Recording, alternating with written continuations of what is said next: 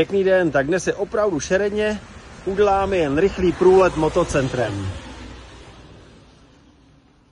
Myslím si, že je tady velký výběr úplně všeho. Vesty, endura, cestovní endura, krásný retro stroje a opravdu hodně čtyřkolek, skútrů, motokrosové přilby.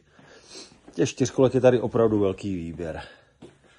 Myslím si, že si tady vybere opravdu hodně zákazníků, jak doplňky na motorky, kufry na čtyřkolky, vzadu kožené doplňky, kombinézy, hodně kufrů.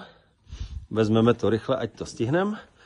Doplňky, blikny, UTVčka, další stroje čtyřkolky, to samý tady TGB.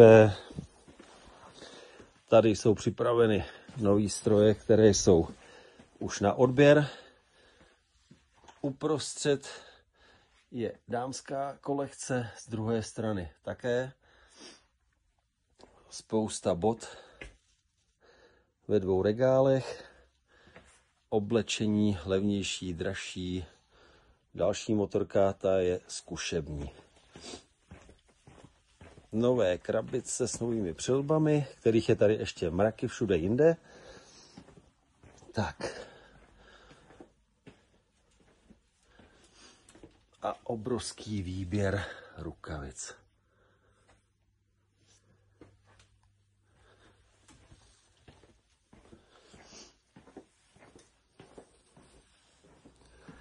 A uprostřed z druhé strany dámské kolekce.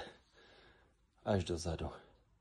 Stroje velké, 125 menší, pořádný bajky tady, ale hlavně hodně krabic ještě, kde je úplně nové zboží a čeká to na vás.